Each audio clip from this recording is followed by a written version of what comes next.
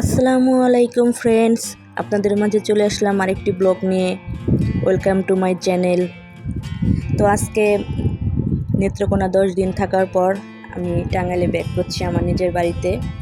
তো জার্নিতে পুরো ভিডিওটাই আপনাদের দেখাবো, সো আমার সাথেই থাকবেন সবাই ইনশাল্লাহ। আসলে পুরো জার্নিতে কি মজা করলাম, কোথায় খেলাম, কি করলাম না করলাম সবই ঘুরে ঘুরে আপনাদের দেখাবো, আর ভালো ভালো ন্যাচারাল জিনিসগুলো আপনাদের দেখানোর চেষ্টা করব। যেহেতু অনেকেই হয়তো এদিকে ময়মনসিংহ নেত্রকোনার এদিকে ট্যুর করেননি, সো আপনারা আমার ভিডিওর মাধ্যমে দেখতে পারবেন আর কি যে কী কী ভালো ভালো জিনিস আছে। তো চলুন দেখা যাক।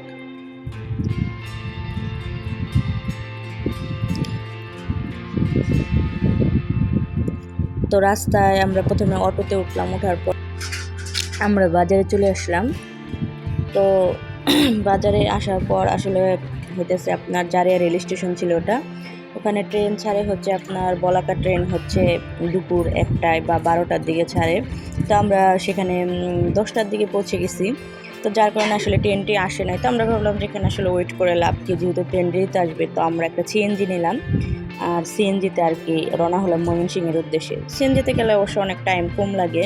তো আমরা একটা রিজার্ভ সিএনজি নিয়ে তারপর ময়মনসিংহের উদ্দেশ্যে রওনা হলাম। এটা হচ্ছে আপনাদের শম্ভুগঞ্জ ব্রিজ। এখানে একটা পার্কও আছে। নদীর পাশে অবশ্য আছে, জনগণের বসার জন্য আপনার ব্রেঞ্চের সিস্টেম করা আছে, তারা এখানে ঘুরতে আসে। তো আকাশে মেঘও ছিল, প্রচুর গরম ছিল ব্রিজের উপরে। তো আমরা সেখান থেকে নাস্তা কিনে নিলাম, নেমে সিএনজি থেকে হোটেলে গিয়ে। আসলে হোটেলে খাওয়ার টাইম ছিল না, যেহেতু রাস্তায় ছিলাম, এজন্য ভাবলাম যে প্যাকিং করে তারপর নিয়ে গাড়িতে বসে খাবো। এ কারণে পরোটা দেন, ডিম ভাজি আমরা প্যাকিং করে নিয়ে তারপর গাড়িতে নিয়ে বসলাম।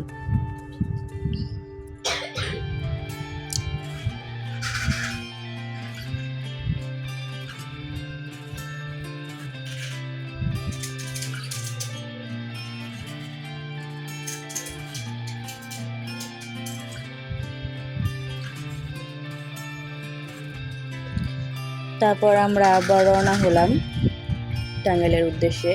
মাঝখানে রেল লাইন পড়লো, এখানে কিছুক্ষণ ওয়েট করলাম, কিন্তু দুর্ভাগ্যবশত আমরা সারা রাস্তায় কোনো ট্রেন দেখতে পাইনি। 2-3টা রেল লাইন ক্রস করে আসছি, কিন্তু আসলে ট্রেন দেখতে পাইনি এবার। ন্যাচারালি সববার যেবার যাই ট্রেন দেখতে পাই আর কি, কিন্তু এবার আর দেখতে পাইনি। তো যাই হোক, আমরা তারপর চলতে লাগলাম।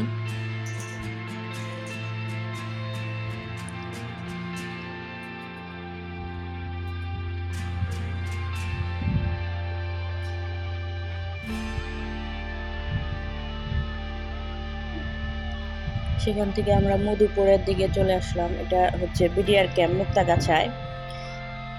ক্যাম্পটা অনেক সুন্দর। এটা হচ্ছে এখানে একটা স্কুল আছে, বিডিআরদের একটা কলেজ আছে, অনেক সুন্দর দেখার মতো। আপনারা কখনো ঘুরতে আসলে এখানে দেখতে পারবেন।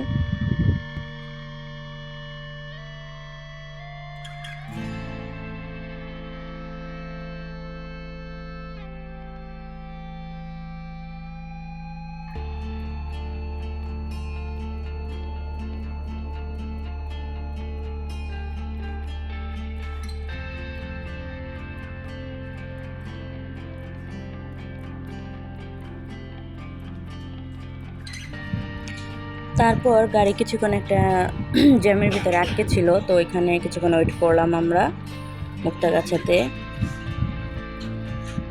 ঈদ চলে গেছে এতদিন, তারপরও রাস্তায় ভিড় ছিল অনেক। তারপর আমরা মধুপুর জঙ্গলের ভিতরে প্রবেশ করলাম, যেখানের মেন আকর্ষণ হচ্ছে বানর। কিন্তু আসলে বানর আমরা দেখতে পেয়েছি রাস্তায় ঠিকই, কিন্তু গাড়িটা এত দ্রুত গতিতে চলছিল যে আমরা বানরগুলো উঠানোর পরেও বানরগুলো আসলে দেখা যাচ্ছে না ভিডিওতে। 6-7টা বানর রাস্তায় বসে আড্ডা দিচ্ছিল তাদের ফ্যামিলি নিয়ে। তো আমি পরে ড্রাইভার মামাকে অনেক বকা দিছি যে আপনি বানরগুলো দেখলেন তো কেন গাড়িটা একটু স্লো করলেন না, আমি ভিডিও করলাম উঠলো না বানরগুলো। সেটা অনেক হাসাহাসি খুনসুটি হলো। যাই হোক, আবার নেক্সট টাইম কখনো গেলে ওইখানে গিয়ে আমি, এই পার্ক আছে এইখানে অবশ্য মধুপুরে, তো এখানে আপনাদের একটা ভিডিও আমি করে দেখাবো আর কি, এই পার্কটা মধুপুরে ইনশাল্লাহ। তো তারপর আসলে পুরাটা মধুপুরের জঙ্গলে ছিল আনারস বাগান, কলার বাগান, ন্যাচারালি পরিবেশটা অনেক সুন্দর মধুপুরের। কেউ পিকনিকে আসলে আপনারা মধুপুরে আসতে পারেন, মানে অনেক সুন্দর জায়গা, অনেক বড় বড় আনারসের ক্ষেত, কলার ক্ষেত, অনেক কিছু।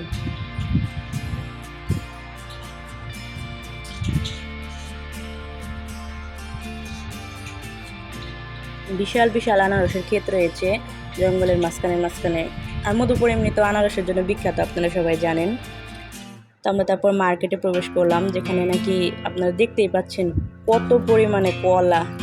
এত কলা মনে হয় বাংলাদেশে কোথাও পাওয়া যায় না। তো তারপর আনারস, কলা এগুলোর মার্কেট হচ্ছে মধুপুরের এখানে। তো সবাই সারা দেশে এখান থেকে রপ্তানি হয়। তো সব ড্রাইভাররা তাদের ট্রাকে, কেউ ভ্যানে, কেউ সিএনজিতে আনারস, কলা এগুলো নিয়ে যার যার গন্তব্যস্থলে যাচ্ছিল। তো যতটুকু ভিডিও করা যায় আর কি গাড়ির ভিতর থেকে আমি করছি। সবাই তাকিয়েছিল যে কি ভিডিও করছে সাধারণ মানুষগুলো, হাস্যকর। তো যাই হোক, সেখানে আমরা ভিডিও করে তারপর চললাম আবার টাঙ্গাইলের উদ্দেশ্যে।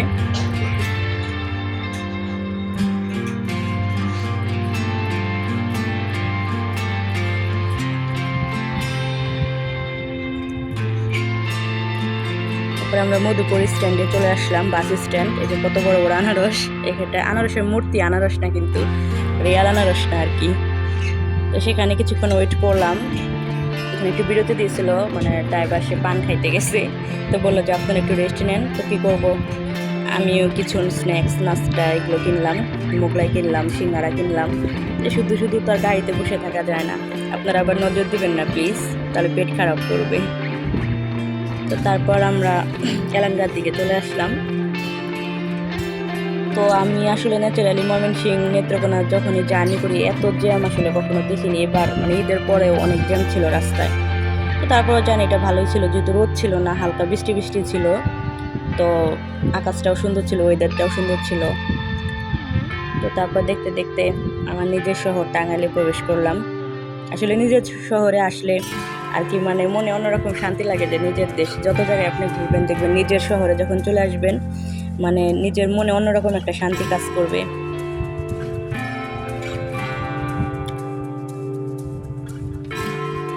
আসলে জার্নিটা ছিল 4-5 ঘন্টার।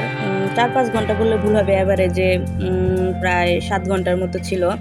তো পুরো ভিডিওটা তো আসলে আপনাদের দেখানো সম্ভব না, এত বড় ভিডিও আমি কেটে কেটে একটু ছোটো করে আপনাদের সামনে পেশ করছি, জানি না কেমন হয়েছে। তো যাই হোক, আপনারা এতটুকু ভালো লাগলে অবশ্যই কমেন্ট করে জানাবেন। আর নেক্সটে আপনাদের আর অন্য কোথাও ঘুরতে গেলে অবশ্যই সেখানে ভিডিও করে দেখাবো। তো সে পর্যন্ত সবাই ভালো থাকুন, সুস্থ থাকুন। আল্লাহ হাফেজ, আসসালামু আলাইকুম।